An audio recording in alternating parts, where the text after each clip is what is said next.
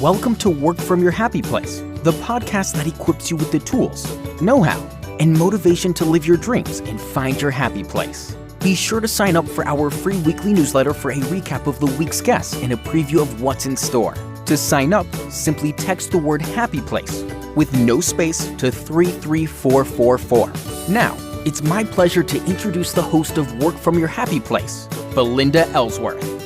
Hello, everyone, and welcome to Work From Your Happy Place. I'm your host, Belinda, and we're going to have a great time on the show today. I have a wonderful guest, Andrea Owen. She's an author, coach, podcast host, and a hellraiser. Andrea Owen is creating a global impact in women's empowerment, with her books being translated into 18 languages and available in 22 countries. She helps high-achieving women maximize unshakable confidence and master resilience. You are going to be able to hear some great insights and some wonderful stories from Andrea today. So, Andrea, welcome to the show. Hi, Belinda. I'm very excited to be here. Thanks for having me. Yes, absolutely. So why don't you just fill in some of the gaps of that bio and tell us how you came to do what you're doing today. Tell us a little bit more about that journey and gosh, the title of that great book. And let's just get to know Andrea a little bit better. Well, it was a bit of an interesting sort of invitation. That's the word that I like to use when I'm talking about how I got here, an invitation from the universe, if you will. And I heard about life coaching in 2003. So this was long before actually it became mainstream. And I was married before to my first husband. Not like I have 17 husbands. I've only had two. I'm still married to this. But I was married before, and I was telling him about it. And I said, this sounds so neat to do, this life coaching. And to do it, I feel like you would need more life experience than I have. And I was in my late 20s at the time. And lo and behold, 2 years later, be careful what you wish for, the universe handed me my life experience when that husband had an affair with our neighbor and got her pregnant. And we quickly divorced. I got into a new relationship with someone else whom I thought was fantastic. And it turns out the whole time we were together, he lied about having terminal cancer to cover up his drug addiction. I had essentially been conned. I was still legally married to my first husband and going through all kinds of drama with that.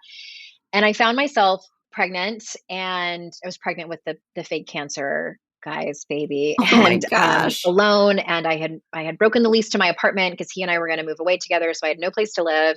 I had also quit my job that I loved because he and I were going to move.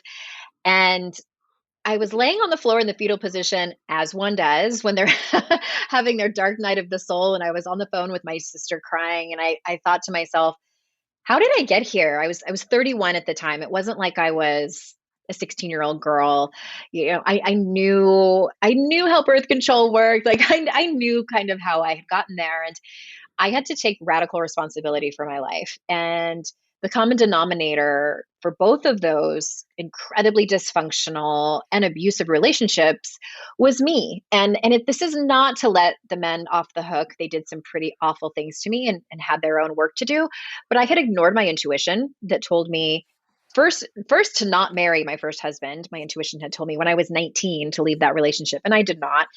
My intuition told me on the first date with the fake cancer guy that something wasn't right, and I ignored it.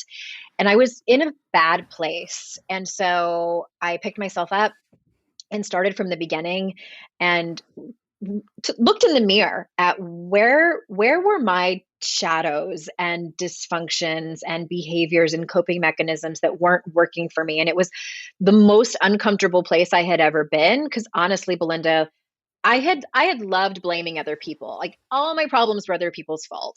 And I couldn't do that anymore. So that's what brought me here. And I signed up for life coaching certification. I went deep into my own therapy, and that was 15 years ago. And here I am. Wow. That's a story. I gave you like the very, very short version. Oh my goodness. But you know what? I'm curious about one thing, if you want to share that, but it's like, you said the common denominator was you. And I do think stop blaming others and taking responsibility and seeing the common denominator was you in that. But why do you think you ignored that intuition? Like, I think intuition is a really key ingredient that a lot of people ignore for a variety of reasons. But why do you think you ignored that? Yeah, and you pointed to something really important, and we don't have to get into it too much, but I do think that it's not talked about enough that many people ignore their intuition because of previous trauma and its family of origin stuff, where they have been told for so long that their reality is wrong, so they don't. It's essentially gaslighting that happens to people, and they tend to ignore their intuition. For me personally, I ignored it because I didn't want to be alone. I knew that if I listened to my intuition and broke up with my boyfriend when I was 19, and then, again, heard my intuition when I was in my early 20s to leave the relationship, but instead decided to move in with him, again, ignored my intuition when it said don't marry him, and I married him when I was 27, I would have had to start over. And I could not bear the thought of having to walk away and start dating again. And I had history with him, and it's all the list of things that so many people make when they're thinking about leaving a relationship, when they're sort of weighing out the pros and cons. And then in the second time, I ignored it because I was in a place where I was ashamed of where I had ended up. I was like Mm-hmm. 30 at the time, and all my friends were getting married and or having babies, and I was the only one who was divorced. And I would have rather have been in a terrible relationship than no relationship. That was something I had to admit. And a lot of times we ignore our intuition, because to do the thing that our intuition is telling us to do is incredibly uncomfortable, is going to take an enormous amount of courage. And we just aren't in a place where we have it yet. Or we just don't trust ourselves enough to know that our intuition is actually rooting for us, and we're going to be okay on the other end. Comes down to self-trust, and I didn't have any of that. Wow. And I do think that it is that self-trust. I love that you said you didn't want to be alone, because I think that's very real, which is fear. It comes down to not listening to our intuition, and a very large part is that fear. Yeah, and for me, it was also pretty severe codependence. I Okay. was a bit of a mess, and I say that very candidly and also lovingly. Like, I don't mean to be self-deprecating. I have done so much work on myself and have, for lack of a better term, like healed my inner child. And I actually even have a picture of myself from when I was 18, because I often like cheer her on and salute her and tell her how proud of her I am. And oh my gosh, it ruled my life. And I was obsessed with taking care of everybody else. I was obsessed with controlling things. I thought if only people behaved the way that I thought they should, everybody's life is going to be easier. My life is going to be easier. Your life is going to be easier. I in no way wanted to take responsibility for any of my ways of not being okay. Wow. So let's talk a little bit then about you started doing life coaching. So you became certified. You kind of did some healing process in that. And then you just started working with other individuals, kind of going through some of the same types of challenges. I did. I mean, that's how it started out early on. And so this was I started coaching around 2008 and started a blog. 2008 was like 100 years ago in internet years, and started writing a lot and realized that what I was writing about, a lot of people resonated with and related to. And so I was just kind of just really kind of in the beginning, which I think a lot of us do, is, you kind of coach everybody to figure out what your niche is and who you're best at coaching at. So that's how I really started. It was just mostly working one-on-one with clients. Great. And then at what point in this journey did you write your book? Started writing my first book, I think around 2011, 2012. So that was right after I got sober, and sat up one morning and decided I was going to write a book, that I was done just talking about it. And everything sort of fell into place serendipitously. Again, I don't think really anything is serendipitous, but it did sort of fall into place. I had a literary agent that took a chance on an unknown author, and it worked out. And then I wrote my second book in 2016. That was also the same year that my dad died. So that was rough, right? Having to finish a Mm-hmm. manuscript and losing my father. And then this latest book I wrote, I started writing it right when the pandemic hit in 2020. So the universe is hilarious. So I've written a few manuscripts during difficult times in my life. It's possible. I think, though, sometimes that's when we're really pouring out, is when we're having all those feelings. And so it's easier to pour out things when you are going through that. Sometimes I feel. Yeah, it depends. I think it depends on the person. And I also think that you have to have the right amount of support. I mean, when my dad died, it was also unexpected. And I did not have that much extra time to finish my manuscript, but it did end up serving a purpose where I went back to one of the chapters where it was applicable and wrote about my own experience and how I walked through that. And for me, one of the biggest triumphs was not drinking. At the time, I think I had 5 or 6 years of sobriety. And ironically, my dad was also sober. When he passed away, he had 20 some odd years of sobriety. And it was just a really difficult time. And then when COVID happened, I didn't have to. I decided to hire a new therapist. And I'm so glad that I did, because I think COVID brought up a lot of stuff for a lot of people. And I was no exception. So yes, I had really great support during both of those difficult times. Great. So how has the business, your life coaching, writing, how has that business today affected your lifestyle? Well, it's been fantastic. I mean, I was just thinking the other morning, like, I'm so grateful that I don't have to rush around every morning to be out the door to get to a place of work on time. And I'm just, I'm blown away that I get to work from home.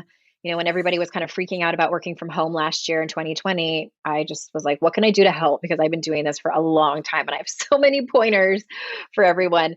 And it's been incredible. Like, I didn't plan this out. I'm the accidental entrepreneur. I don't know about you, Belinda, but I was not the kid that liked selling Girl Scout cookies. I just hated it. I was not the kid that had the lemonade stand.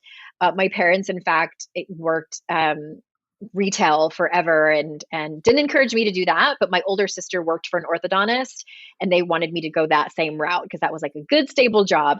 And I just was like, I am so bad with authority. Like, I don't think it's a good idea for me to have a boss that I have to answer to. So it's changed my life in so many ways. I don't think it's for everybody, but it's worked out really, really fantastically for me. That is great. No, I have to say, I was the kid that sold. I wasn't even a Girl Scout, and I helped my best friend at the time in grade school sell the most Girl Scout cookies of anybody. I think that's amazing. I my wish mom I was won't that let me person. be a Girl Scout, but you know what? I am going to sell the most Girl Scout cookies here, no matter what. So I'll just do it through her.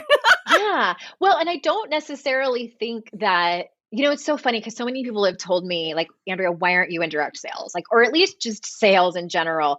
And it's not that I don't like it. I think that either you have a background like yours where you were a kid and were just like good at selling, and that's how you learn all of the skills to selling.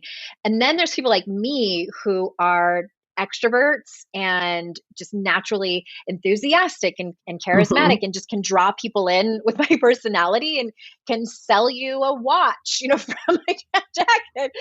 So I don't think that, like, I've never been hard on myself that, that I wasn't a salesperson as a child. It is something that can be learned just with a little enthusiasm and some drive.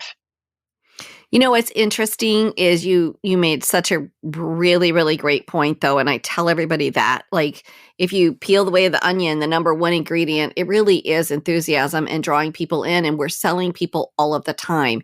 And so people have sometimes a super negative connotation toward sales when in fact it's a natural part of what we do in our regular everyday lives, and it's learning how to embrace that if you are representing a product and in not feeling like you have to be quote unquote salesy or pushy, but that you have natural abilities that allow you to connect with people and help solve their problems. And so that's a natural thing of what you do anyway, whether you identify that as selling, you certainly are. You're selling Right.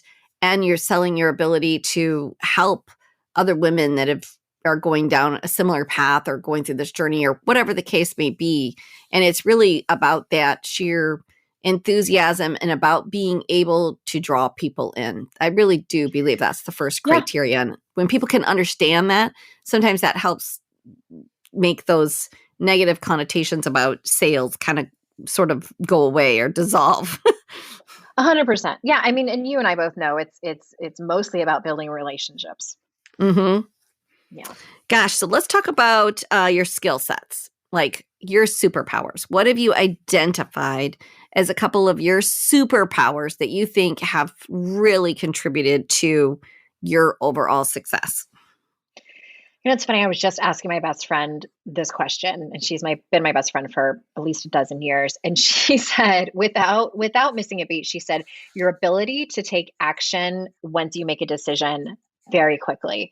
And I'm also typically quick to make a decision. And sometimes this has come to bite me in the butt. I will tell you that. Um, I don't know if you're familiar with the Colby scale, the Colby index, I think it's called. And it's, and just another one of those personality things that breaks you into four different types. And I'm what they call a quick start. So I can take action very quickly. And also where it's not my superpower is that sometimes I accidentally cut corners, and my friend calls me Ms. Hasty because I'm so quick and fast at things. But again, I think it's my superpower because I don't agonize over things. I rarely agonize. I should say that. Sometimes I do, but I rarely agonize over things. I just make a decision and learn my lessons retrospectively instead of a person who tries to learn their lessons prospectively, which is so difficult, I feel like, because we haven't done it yet.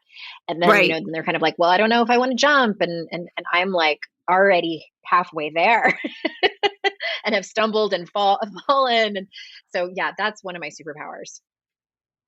Yeah, I love that. And I love that term. I have not heard that term before, learned retrospectively. I love that term. Mm-hmm. Yeah. And I've had to, learn retrospectively so many times. And again, it's not always been great. Right. So, Andrea, let's talk about greatest accomplishments. What would you identify as one of those?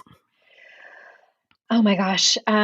Is it too broad to say my greatest accomplishment is completely changing my life over the course of like a couple of years? No, not at all. It goes In back our to the story that I was telling earlier. Yeah, absolutely. Gosh. And you also shared earlier in our pre-interview that obviously your second book being translated into 18 languages and 22 countries. Let's talk about that for a second. Yeah, that was for sure a professional achievement that was beyond my wildest dreams. I was 11 years old and a voracious reader, and I remember sitting in my bed reading books, and that was one thing that I'm grateful that my parents never said no to, whether it was the library or the bookstore. Books were always a yes. And I thought how cool it would be to be an author. And so when my second book came out, and they the email came in with the foreign deal, and that was exciting. And then a couple of more came through, and that was also exciting. And then they just kept coming in. And I asked my literary agent, I said, is this normal, to have this many foreign rights deals? And he said, no, not for nonfiction, and anything over 4 or 5 is a lot. And they just kept coming. And and it turned out to be 18, actually 19 if you count Iran. But believe it or not, they don't have copyright laws over there. So you can just do whatever you want and publish whatever you want. And so if someone tagged me in a post on Instagram, the from Iran, and I was like, I never got paid for that. So it's actually 19 languages and 23 countries, but yeah. All right. And the name of that book? The name of that book, well, I'm still talking about how to stop feeling like shit. All of those foreign deals were through that book. So the next book, Make Some Noise, that one comes out this summer. Oh, great. So, and so that obviously the second book resonated with a lot of people, probably title something. Mhm. Yeah, it did. And I think, this day and age, I think titles matter. They really, really do.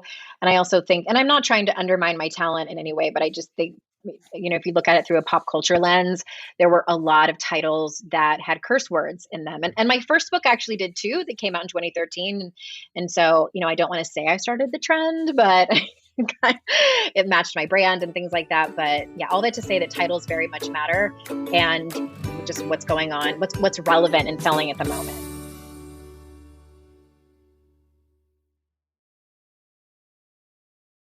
So make some noise. Let's talk a little bit about that and what's the major message in this book. This book is really about it's written mostly for women, although men do buy my books and message me on social media and tell me that they got a lot out of it. So I'm incredibly grateful for them. And it's about, I felt like I couldn't write another book without naming the elephant in the room, and that is the culture that raised us. I feel that as women, we're brought up to feel both at the same time too much and not enough. And we live in a culture that conditions us to be quiet, to not make a scene, not make too much noise, to put everyone else before us, to not make anyone else uncomfortable, to be selfless. That's what it means to be a good woman or a good mother. And what I noticed year after year after year, after working with so many clients at this point, that so much of what women struggle with is rooted in their conditioning and how they were raised, not only by their parents, but by the culture at large. That's what I'm talking about in this book. Like, how do we simultaneously live in this culture? I'm not asking women to flip tables and flip off their boss and, and run amok. I'm just asking them to look curiously about it and ask them the question, what is your conditioning versus what is your truth? And start having this conversation on a larger scale. Great. So I know you talk a lot about self-confidence. So what would you say are 3 tips for helping women gain more self-confidence? I think the first one is to give yourself the dignity of your own process and give other people the dignity of their own process. So I'll give you an example. I'm in this Facebook group with, probably 40 or 50,000 women who are the same age as me. We're all in our 40s and we're all members of the same type of workout. And inevitably, the conversation in this group happens about, aging, whether it's about Botox or fillers or something like that. And always there is 1 or 2 women that jump in and are basically chastising the original poster and saying, aging is a gift given to so few. Don't do that to your face. Just embrace it. If we all embraced it, the beauty industry would change. And that makes me so upset because like both are true, right? Like, yes, of course, aging is a gift that's given to not everyone. And we should be incredibly grateful that we get to see our 40s, 50s, 60s and beyond. And at the same time, like give people the dignity of their own process. Like to me, that's what feminism is. It's just like letting women do whatever they want. If you want to change the way your face looks, then by all means you should have the choice to do that. Like let's not judge each other. Just give people the dignity of whatever it is, however they want to do it. And that's more of kind of like introspective tip, if you will. Mm-hmm. And I also think that this comes down to, and I know I'm not the first person probably even to say this on your podcast, you have to start before you're ready. It's one of those like age old tips around confidence, and nothing has changed. Like we have to not wait until we feel like we are the most competent. And I think women, especially, vastly undervalue how competent they actually are. And they wait to take action until they have more certifications, until they have more experience, until they have more hours or whatever it is. And it's not about getting the result that you want every single time you take that action. It's just about having the courage, even if it's just for a few seconds, making the phone call, reaching out to somebody on social media, about your product that you're selling, whatever the action is, so that you can sometimes get rejected. We will. Absolutely. I can guarantee you that. But that you're okay on the other end. I mean, that's how we build our resilience muscle. That's how we understand that we're going to be okay. Is it going to hurt? Absolutely. Are you going to still be alive? Yes, you are. So that's my second tip. I'm going to take a breath. Is there anything that you want to add to that? I'm curious what your thoughts are. No, I think you're doing great. Well, and then the last tip around having confidence is more of kind of like a tool that I love to play with myself, and that's having an alter ego. And Okay. when I was, and this is also, something that Beyonce had as Sasha Fierce, Christina Aguilera as ex Tina. I lived in another state around 2012, I played roller derby. And if you know the sport at all, most of the players have what we call derby names. And mine was Veronica Vane. And for me, Veronica Vane she really only cared about two things, like kicking butt out on the track and looking really amazing. Like, she was my alter ego. And, what did I love about her? I loved that she really didn't care what anybody thought of her. She did not apologize when she shoulder checked somebody on the track. And that's what I think about when I think about doing something hard. What would Veronica Vane do? And a lot of times changes the outcome for me. Wow, that's super interesting. The thing about doing, it is a complete cycle, and I think that is what women especially just don't understand. You gain confidence from knowledge, and you don't gain the knowledge until you do. And then the more you do, the more you learn, and the more confidence you gain along the way. So it's like this circle that keeps going. And I think that that's part of women's problem is they get in the circle of it and they just keep going round and round in their thoughts, and instead of diving in and just doing. And exactly. But it is interesting because you will, once you dive in and do, you like you said, you'll learn retrospectively. You'll go, oh, I like the way that felt, but I'm going to change this because I don't like the way this felt. Or, wow, now that I've done it, I realize that doesn't really quite work the way it worked in my head or on paper or in a textbook or wherever you learned that. And so in real life, this is how it works. And so I like to call it experiential knowledge. You get that experiential knowledge. You can read a textbook all day long, but you get the experiential knowledge from doing. So, and then for me, that gains confidence. But I do think there's a big difference between self-confidence and then self-esteem. And I think that that's where the real work for a lot of people needs to be done. Yeah, to me, self-esteem is like what you actually think of yourself. And then self-confidence is like, do I think that I can do it? Do I think I can do it well? Do I think I can complete it? It's more around the action of it. And to me, self-esteem is more who you are as a human being. It's wrapped up in your worth. It's wrapped up in self-trust and self-acceptance. It's a little deeper, at least in my opinion.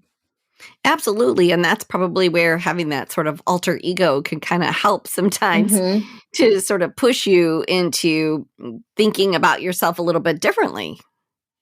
Yeah, I think it's such a process. And I'm sure you agree with me on that. And I also feel like, for me personally, I'm curious if this was your experience as well, because I think we're about the same age. And when I was 30, like I felt like I was grown, but at the same time, I didn't know who I was. I didn't know what I was made of. I didn't know what I was capable of. I felt so lost personally and within my core self. And I just turned 46, and I feel like I am just now starting to really get to know who I am, what I am made of, and have so much more confidence.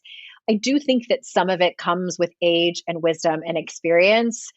And I believe that you can accelerate the process if you dive in and if you take action and learn along the way. What do you think? It's interesting. So I'll just speak to that. So at like 30, I was like on the career path. Like I was trying to get to the next level. I was trying to get promoted. I was trying to get where I wanted to be. And I wanted to be, the youngest sales vice president within my company before I turned 30. And so at 29, there I was. And amongst women much, much older than myself. And then kind of like, okay, what do I do now? And then that became a real sort of exploring of what do I really want to do?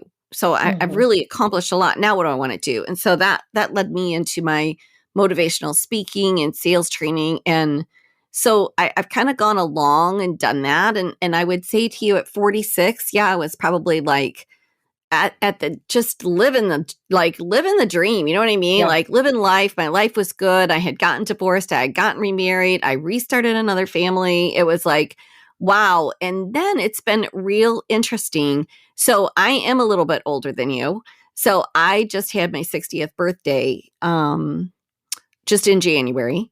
Mm-hmm. And it was really interesting because I started getting it really just a couple. It was two, if I'm going to be really honest.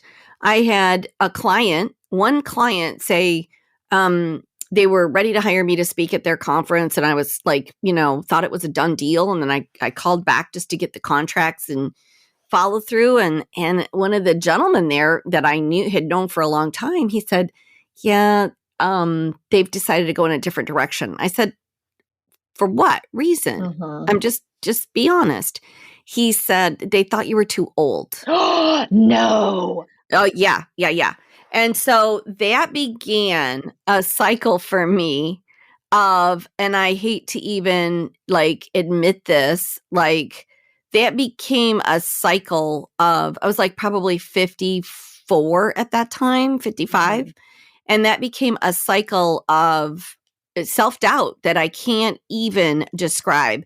And finally, like, I don't know what it was, but it was like, how can you let one person shift this? Although I kind of was hearing those grumblings. And so a lot of that comes from, that's why I think women deal with the crap they deal with. You know what I mean? It's the way, because when I was young, it was like, oh, when you get older, then you're older and you're too old. Like, Right. It's like, really? Because they don't do that to men. They don't. They don't say those things to men at all. And, but then I was able to, I kind of lost my way for a little bit, probably for a few years. And I've got to say that, believe it or not, COVID is what helped me really get my confidence back.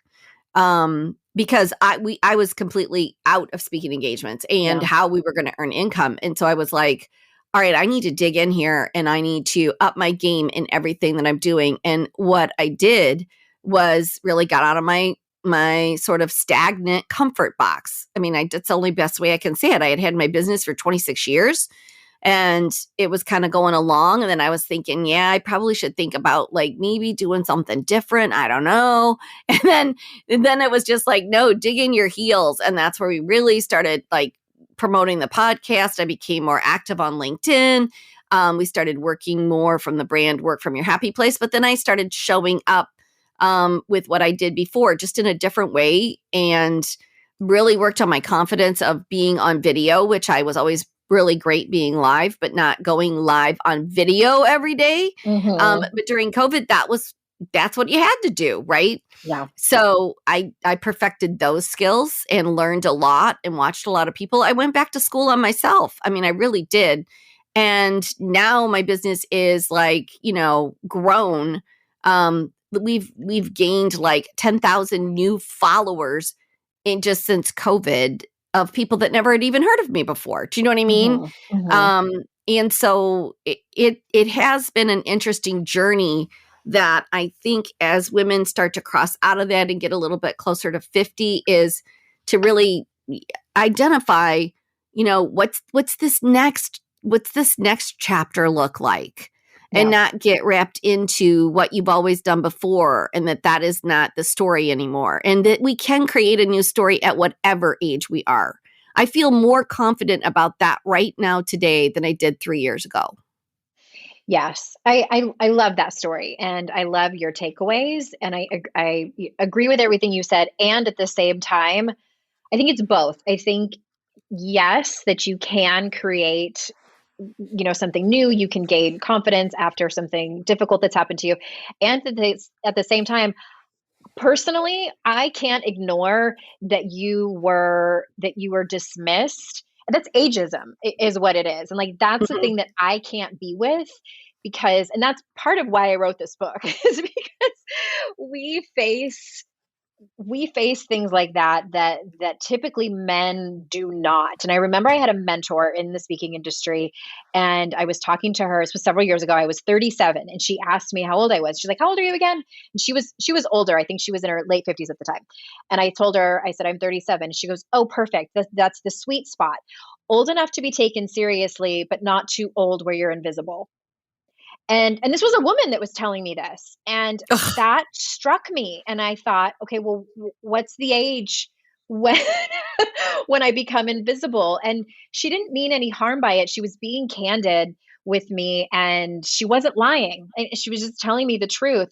And like that's the thing I want to change, Belinda. Like, and then I want to just call out and like say this is unacceptable. Like this is absolutely unacceptable. We live in a culture that is obsessed with beauty and youth. And we do not put enough value on experience.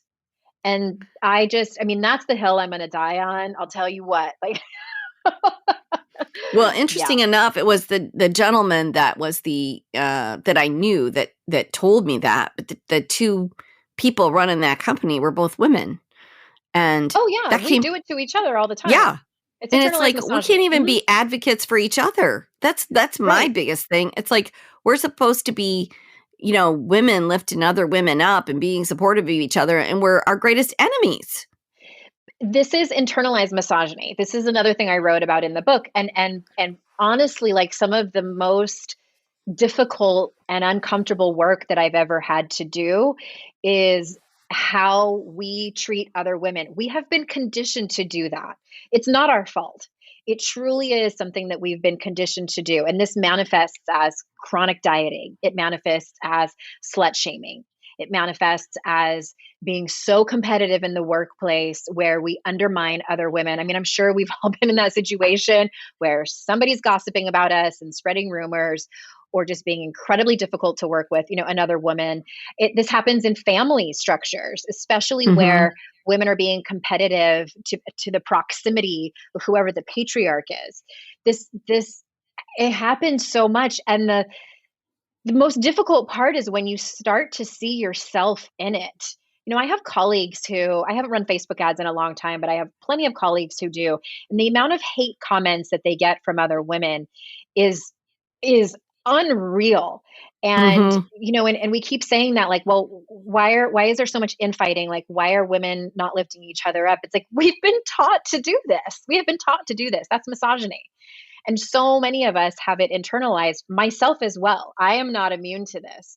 So my point is that, for anyone who's new to the term, I invite you to Google it and it's going to be a humbling experience when you realize that you have been a victim to it as well. I think the point I really want to drive home is that it's not your fault. We have been more or less trained to be this way. Wow, Hmm. I that know. is, I don't like it. I know, I and don't like the truth. and it's like you just have to like. I think that you just need to. I don't know. Like I do think it's an issue, and you are right. I run Facebook ads, and I'm blown away on a fairly regular basis at the comments that are made and the boldness. Would you say that to my face, really? And how people feel they can say things. And um, one night, I happened to be up. It was 1 o'clock in the morning, and I'm not a super fast typer on my phone like some people are. I'm not as fast. And so she was asking a question and I was responding, and then she said, "Figures no one would respond." Then she continued on, and then she made this crazy comment like, "Oh, this is just a bot. I knew it was a bot. You don't even care about your customers anyway." And so Wow. then I was like, Actually, it isn't. I just happened to be jumping into bed and decided to look at my phone really quick before I turned it off and thought I would go ahead and answer tonight so I don't forget about it in the morning. But this is a person. Oh, I'm so sorry. I just didn't really think you were a real person. So you can, like, really? Like, I don't even know. I was just kind of like, it was making me angry that I wasn't able to even type as fast as she was making these rude comments back to me. And then like, oh, now that you're a real person, then I guess I'll back off a little bit. Right. Or this is the person that actually ran the ad. It was the most interesting, like, conversation.